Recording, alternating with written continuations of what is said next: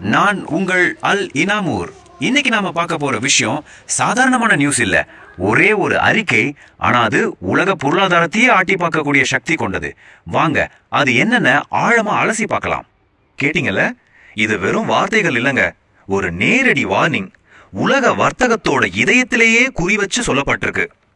இந்த அறிவிப்புல இருக்கிற ஒவ்வொரு வார்த்தைக்கும் என்ன அர்த்தம்னு இப்ப நாம ஒன்னொன்னா பிரிச்சு பார்க்கலாம். சரி, முதல்ல ஒரு கேள்வி.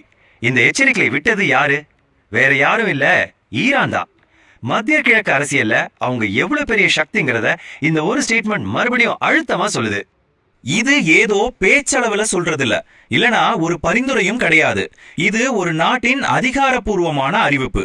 அப்படின்னா இதுக்கு பின்னாடி தெளிவான அரசியல், ராணுவ நோக்கங்கள் இருக்குன்னு நாம புரிஞ்சுக்கணும். இது ரொம்ப சீரியஸான விஷயம்.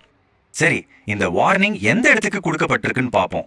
இது எதுவும் கடல்ல ஒரு சாதாரண மூலையில இல்ல, உலகத்தோட எண்ணெய் வர்த்தக பாதையில இருக்கிற ஒரு மிக முக்கியமான இடத்துல. நாம பேசுறத ஹார்முஸ் ஜலசந்திய பத்தி. இது ஏன் இவ்வளவு முக்கியம் தெரியுமா?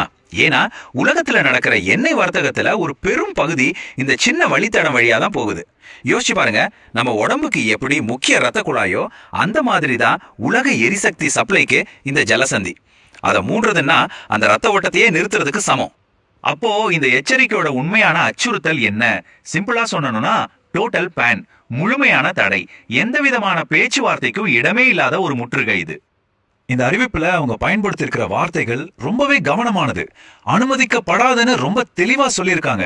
அப்படின்னா என்ன அர்த்தம்? எந்த விதிவிலக்கும் கிடையாது, யாருக்கும் ஸ்பெஷல் பர்மிஷனும் கிடையாது. இது ஒரு கம்ப்ளீட் கண்டிஷன் இல்லாத தடை. அது மட்டும் இல்ல, எந்த கப்பலும் அப்படிங்கிற வார்த்தையை நல்லா கவனிங்க. ஒரு சின்ன மீன்பிடி படகா இருக்கட்டும், இல்ல ஒரு பிரம்மாண்டமான எண்ணெய் டேங்கரா இருக்கட்டும், அதை எந்த நாட்டு கொடியை ஏந்திக்கிட்டு வந்தாலும் சரி, இந்த தடை எல்லாத்துக்கும் பொருந்தும். No exceptions. ஆக இதோட விளைவு ரொம்பவே நேரடியானது, தெளிவானது. ஹார்முஸ் ஜலசந்தி வழியா போற எல்லா கடல் பாதைகளும் முழுமையா மூடப்படும். சிம்பிளா சொன்னா உலக மேப்ல இருந்து ஒரு முக்கியமான கடல் வழியை தற்காலிகமா அழிச்சிட்ட மாதிரி தான் இது. சரி, இது ஏதோ ஒரு இடத்துல நடக்கிற பிரச்சனை தானே நம்ம நினைக்கலாம். ஆனா அதுதான் இல்ல. இந்த ஒரு எச்சரிக்கை எப்படி ஒரு உலகளாவிய கேள்வியா மாறுது தெரியுமா? இதோட உண்மையான தாக்கம் அந்த இடத்தோட எல்லையை தாண்டி உலகம் முழுக்க எதிரொலிக்க போகுது. வாங்க அதோட விளைவுகளை பார்க்கலாம். சோ ஃபைனலா என்ன நடக்கும்?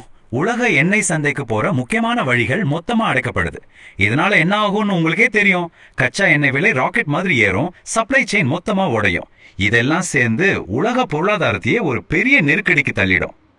இந்த முழு விஷயத்தையும் பார்த்து முடிக்கும் போது ஒரே ஒரு கேள்வியோட நான் உங்களை விட்டுட்டு போறேன்.